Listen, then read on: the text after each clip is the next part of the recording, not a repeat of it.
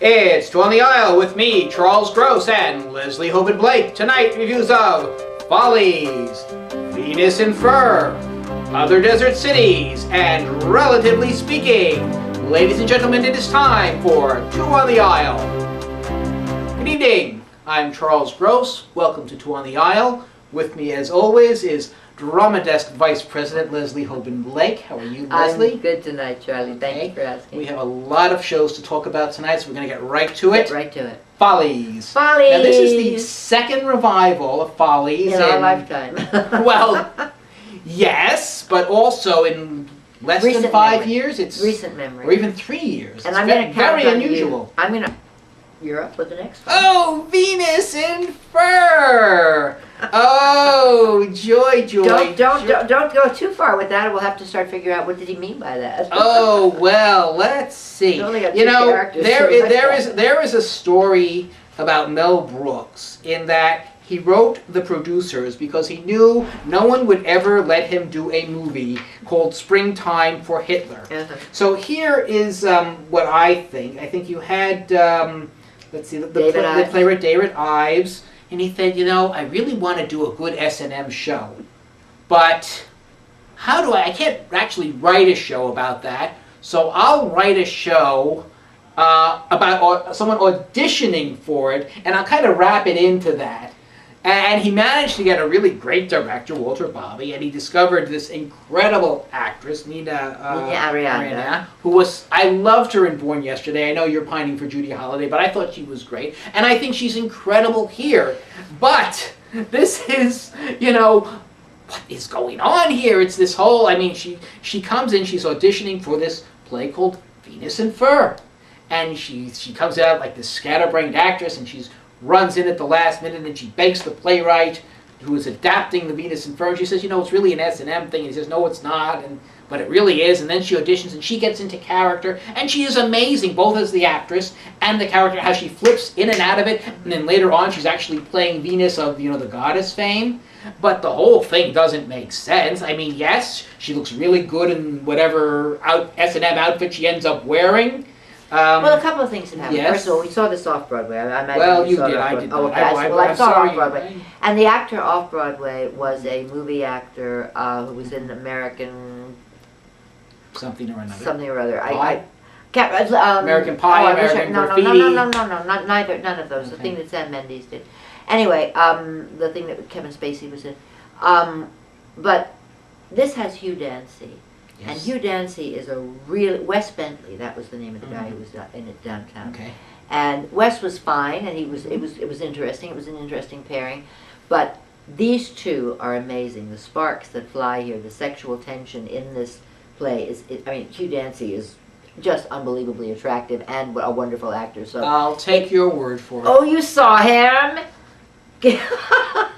I think as in the play, he was so overpowered by Nina. Well, he's supposed to be overpowered by Nina. Oh, and it worked. But the thing is, and she really looks good in this play. Oh, but yes. The thing is that she knows more about this than even he does. Yes. She comes in and she's somehow miraculously she knows the script. Mm-hmm. There's this whole, not exactly magical realism, but something is going on that we're not aware of, and we don't know who she really is.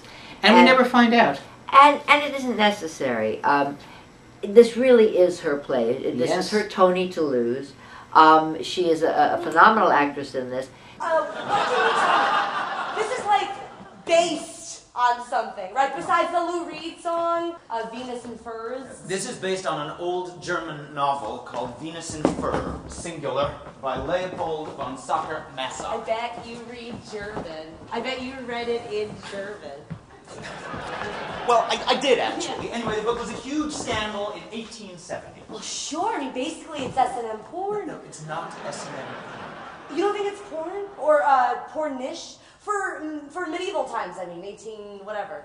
Venus in Fur is a great love story. It's a serious novel. It's a central text of world literature. Oh, I thought from the play it had to be porn. But anyway, you don't have to tell me about sadomasochism.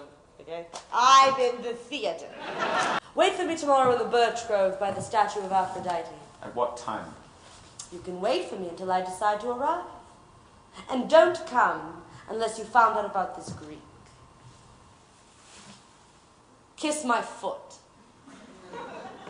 He kneels and kisses her foot. Oh, I love this moment, like, bang, kiss my foot.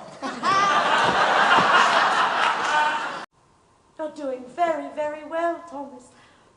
I might take you on as my servant permanently. Will there be anything else, mistress? Yes, one more thing. Call Stacy and tell her that you won't be coming home tonight. I can't do that. Oh, no? You can't?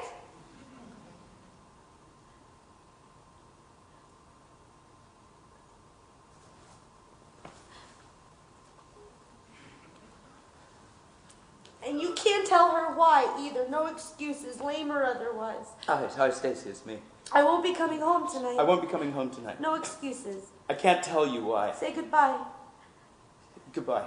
Bottom line, here's what I didn't like about it. This play didn't go anywhere. Number one, you know, they end up morphing into their roles, and at some point, they're not acting anymore. And I keep thinking, why? What is it about the playwright that he suddenly wants to be abused? Now, I realize he's in a position of power, and sometimes people in a position of power like to be abused, but not on their throne, and he's sitting on his throne right now, so that it doesn't make sense why he would put up with this, well, he's and the why director, he lets he's her. not the playwright. All right, why he let He's the even director. more so. Directors are, you know, directors are God, or so they think. Supposedly. And in fact, there's one point where his character meets Venus, and I keep thinking, why wouldn't, if you have a chance to have Venus, why, and you want to be submissive, why aren't you submitting to the love goddess? Why are you settling for some mortal? I don't know, and I just don't understand where they're coming from. I don't think. It doesn't seem like they have any idea for it, aside to show what a great actress this is. Yes, except I had another problem. And to put S&M on Broadway. I couldn't hear her. I heard every word that Hugh Dancy said, and she would come in and out of what she was saying, and she would just and then she'd be back, and I missed all of those things where she was being soft. There's a thing called projection, and she didn't do it, and unless she was mic'd and her mic wasn't working. But it was a very, and I wasn't the only one. Love to know where they put it. Yeah, right. And I wasn't the only one who felt that way. I talked to several other people at different performances who said the same thing. I did. Your conclusions. You mean my number? Or would you like me to go first this time? You can go first this time. 2.5. Ah, 3. Okay. Not that far off. There we go. No. Okay.